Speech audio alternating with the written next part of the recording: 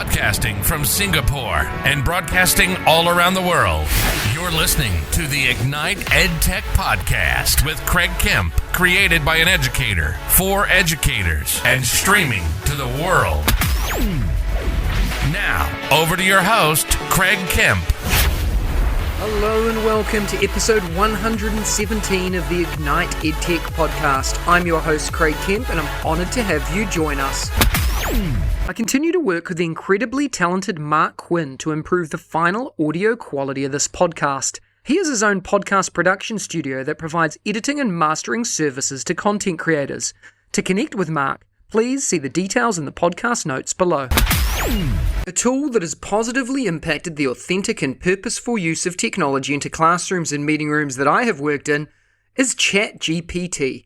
ChatGPT is on everyone's lips right now, and as I talk to educators and edtech companies globally about the future of education, it's all anyone wants to chat about.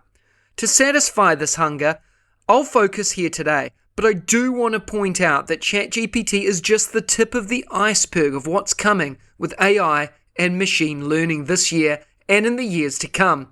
It's something, though, to be excited about, not scared of.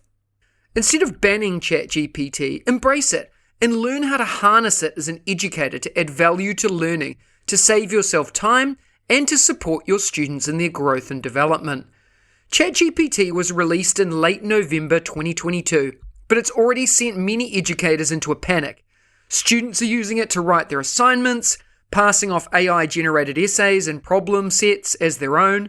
Teachers and school administrators have been scrambling to catch students using the tool to cheat, and they're fretting about the havoc ChatGPT could wreak on their lesson plans. Cheating is the immediate practical fear, along with the bot's likelihood to spit out wrong or misleading answers. The biggest problem, though, as a teacher told me this week, is that he used ChatGPT to evaluate a few of his students' papers, and that the app had provided more detailed and useful feedback on them than he would have in a tiny fraction of the time. But why is this an issue? Let's dive into it. It's easy to understand why educators feel threatened. ChatGPT is a freakishly capable tool that landed in their midst with no warning, and it performs pretty well across a wide variety of tasks and academic subjects. There are legitimate questions about the ethics of AI-generated writing and concerns about whether the answers ChatGPT gives are accurate. And I'm sympathetic to the teachers who feel that they have enough to worry about without adding AI-generated homework to the mix. But after talking with dozens of educators over the past few weeks, I've come around to the view that banning ChatGPT from the classroom is the wrong move. Instead, I believe schools should thoughtfully embrace ChatGPT as a teaching aid, one that could unlock student creativity, offer personalized tutoring, and better prepare students to work alongside AI systems as adults. Here's why. The first reason not to ban ChatGPT in schools is that, to be perfectly honest, it's not going to work. Sure, a school can block ChatGPT and the website on school networks and school-owned devices, but students have phones, laptops, and other ways of accessing it outside of class. Just for fun, I asked ChatGPT how a student who was intent on using the app might evade a school-wide ban. It came up with 5 or 6 answers, all totally plausible, including using a VPN to disguise the student's web traffic. Instead of starting an endless game of whack-a-mole against an ever-expanding army of AI chatbots, here's a suggestion. For the rest of this academic year, schools should treat ChatGPT the way they treat calculators. Let it go for some assignments and not for others, and assume that unless students are being supervised in person with their devices stashed away, they're probably using one. Another reason not to ban ChatGPT from the classroom is that, with the right approach, it will be an effective teaching tool and it will save you time. This adjustment is not going to be easy. These sudden technological shifts really are, but who better to guide our students into the strange new world than you, their teachers?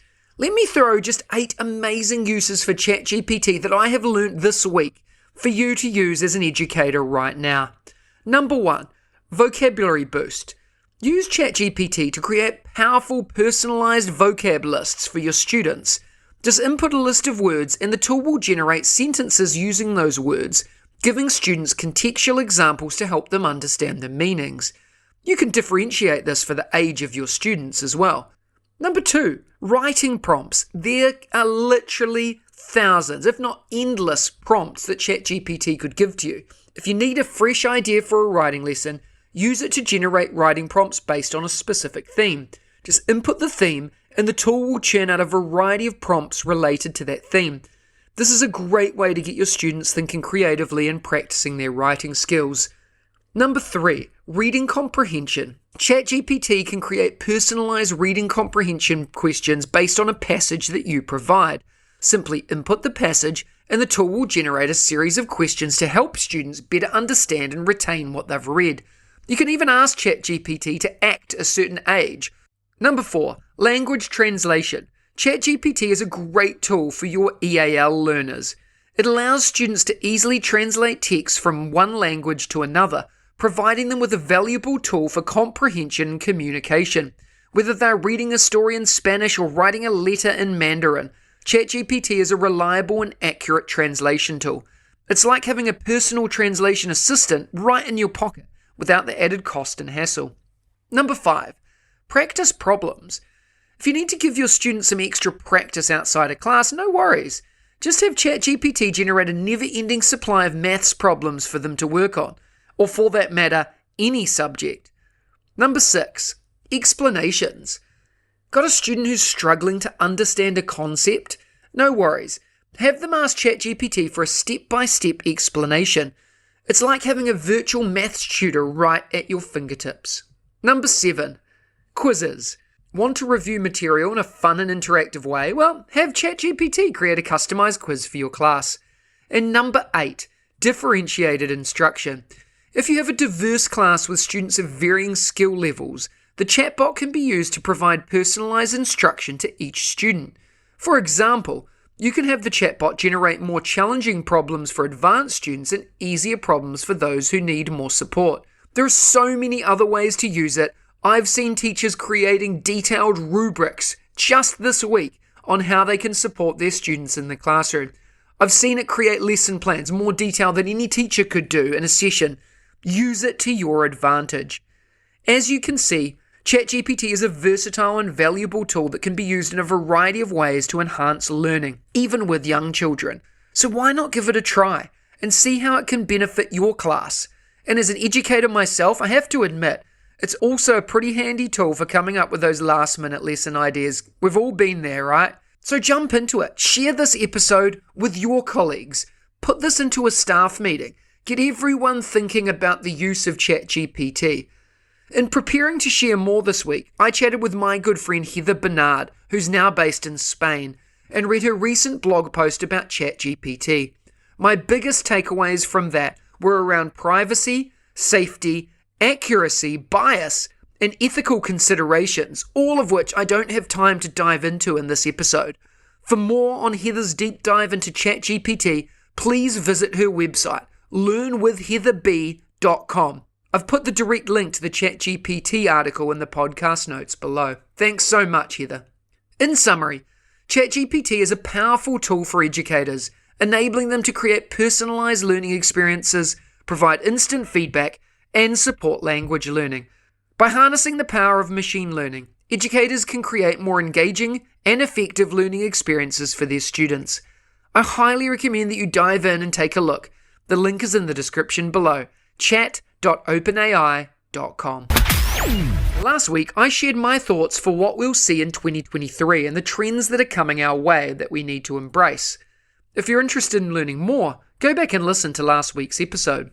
This week, I wanted to continue on this trend and chat about AI and ChatGPT. I'm only going to dive further deeply, briefly now, as I've already shared a lot in this episode. Artificial intelligence, or AI, is described as the most transformative technology of the 21st century and is reshaping every industry and field of human activity, including education. In the classroom, it's found in the form of virtual assistants that can help both students and teachers to manage their time and complete their assignments.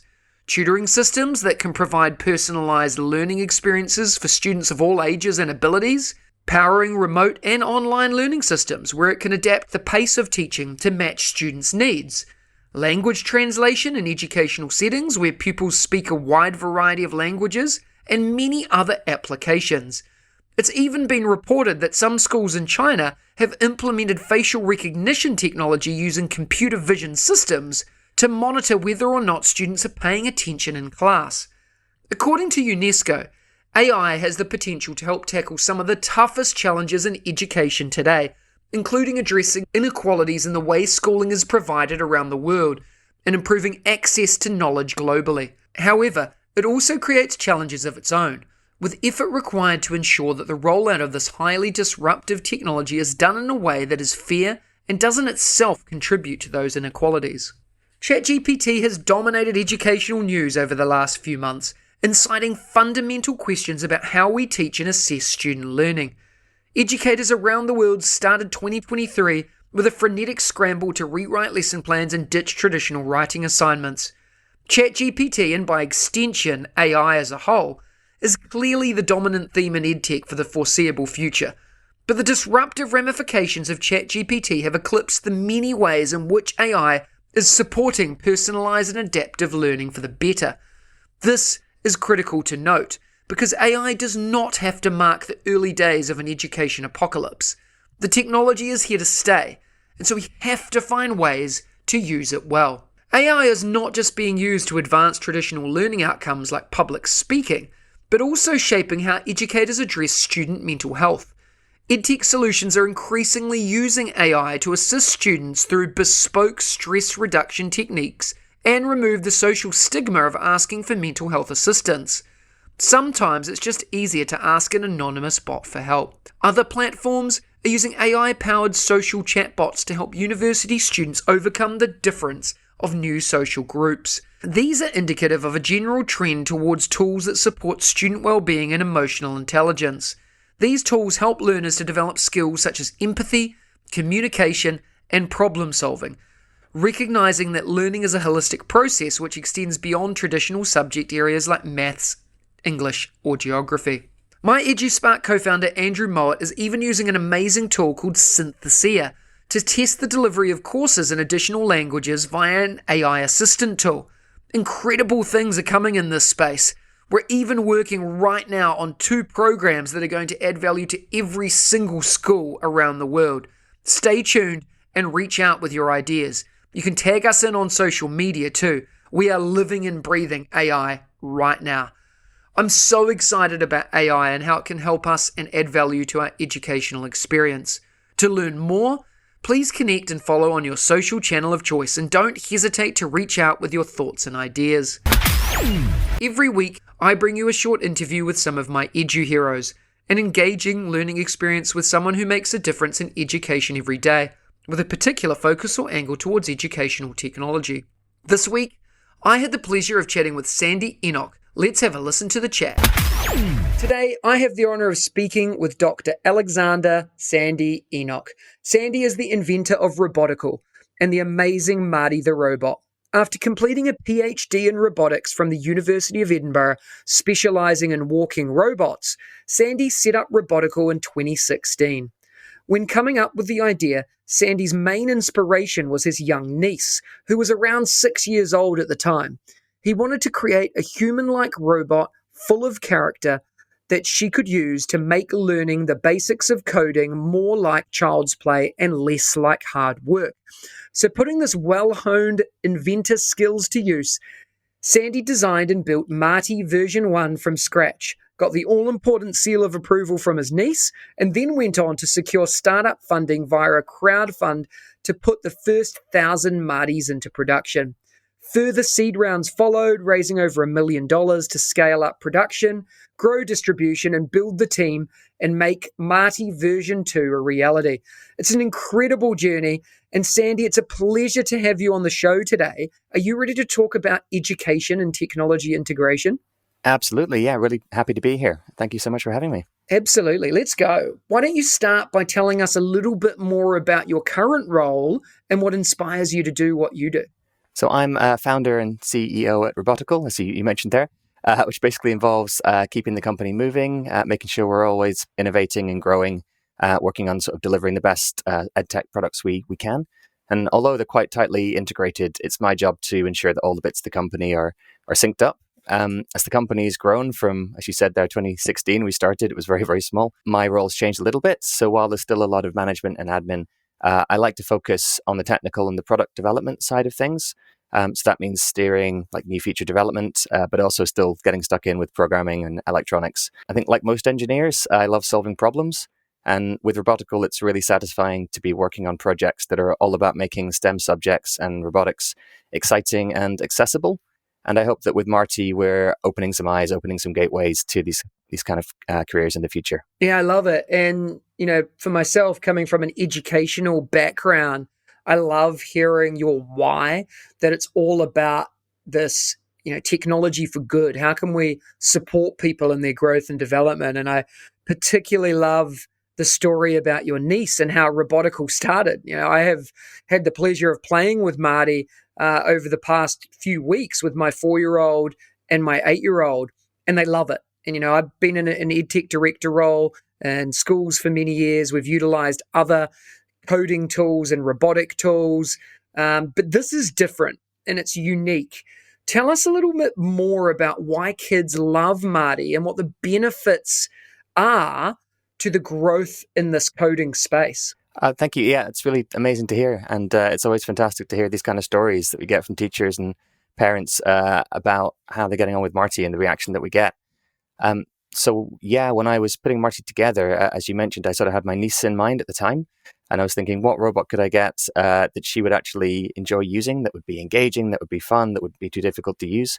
So I had these criteria kind of in mind when I was designing Marty. The first was that it had to look and be really exciting. So when I was doing my PhD, we would do these demos, these outreach activities at science festivals and other events. And we had these little humanoid sort of football playing, dancing robots we would use. And I'd seen firsthand the reaction that we got. They were always the star of the show.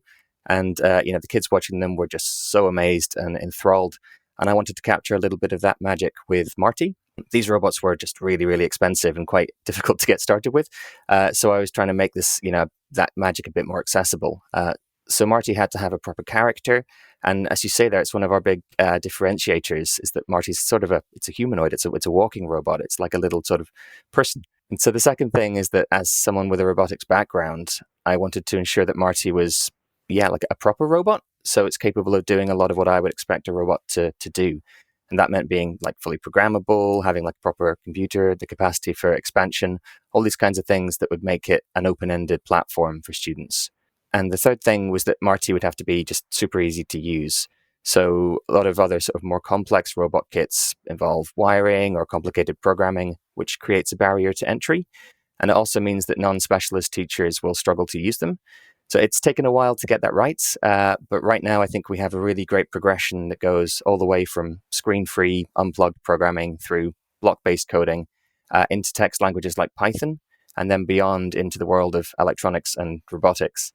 Yeah, I really love it. And, I've been watching some videos of the use of Marty in schools, and I chatted to some friends about this, and even watching my kids do it. My 4-year-old's able to jump in and use the color cards to interact and feel like she is coding, and we use basic language and stuff that I think anyone would do in this scenario. How do you make Marty move forward? What could you do to make it, make him dance or, jump to the right or kick the ball? And my 8-year-old is able to then jump in and use the basic Scratch version to understand the sequencing of events without any help, and they don't have a background in this. And when I look at what you've been able to achieve in this time, tell us a little bit more about Marty and what are we going to expect next from this? Because it's so exciting to see its growth and development. Thanks. And yeah, it's been an amazing journey to be on. I mean, when we first launched the crowdfunding campaign in 2016,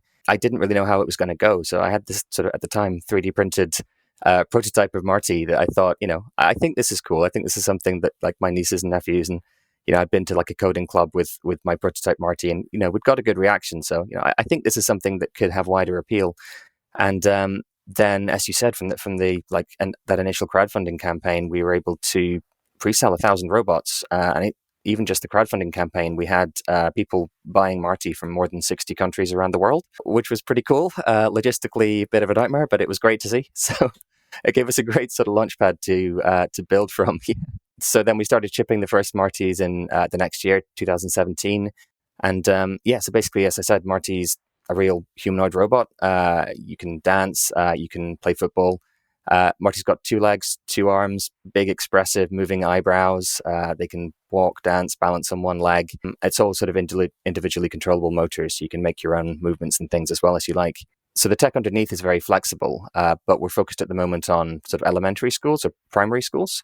So you mentioned a bit there, we've created a few different environments like the color cards that just make it super easy to get started. So you could do something like solve a maze or an obstacle course just by putting little color cards around to give Marty instructions as they go through the maze.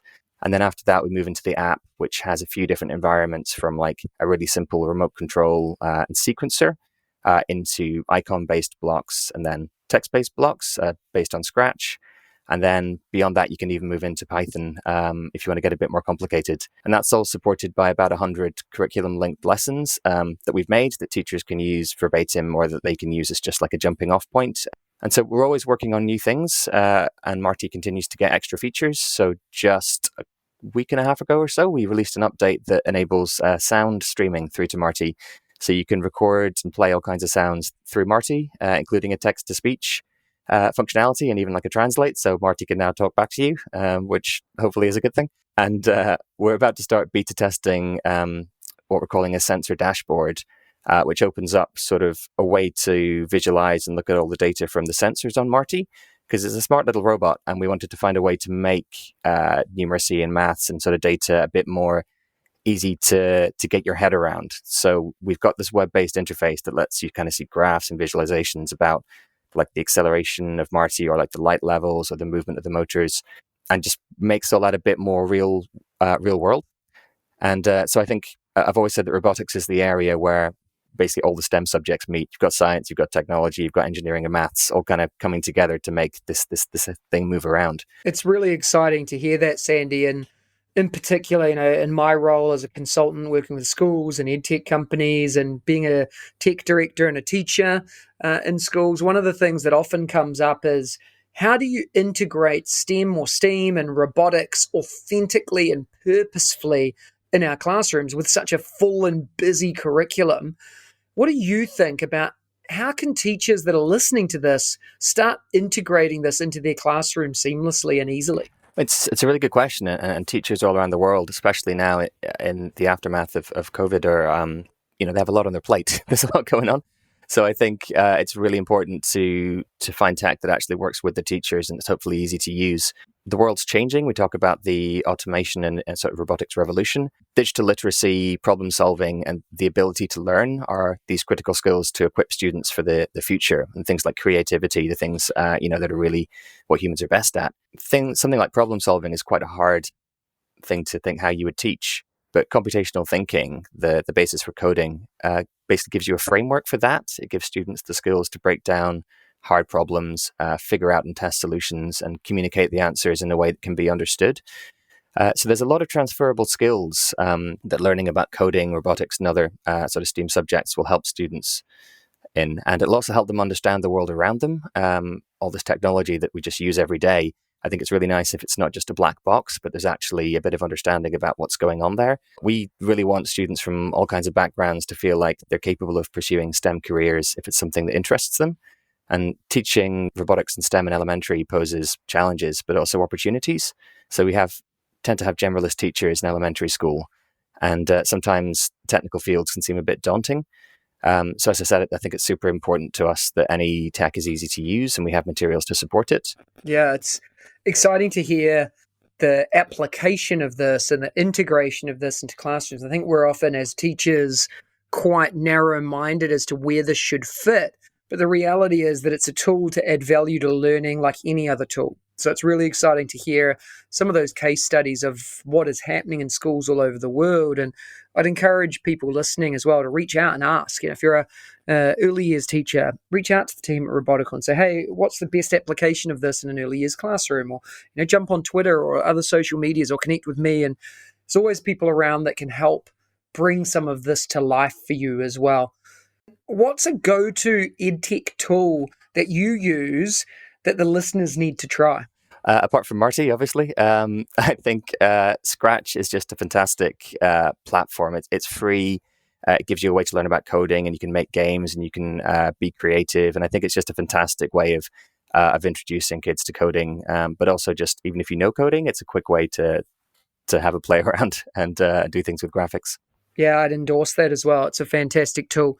You've shared so much here today, Sandy, that I know the listeners are going to want to follow and connect with you, find out a little bit more, maybe ask some questions. What's the best way for them to do that? Robotical has a fantastic blog on our website where we talk about a lot of subjects using coding, maths, robots for education, all these kind of things. So that's a great place to have a look for sort of bigger content.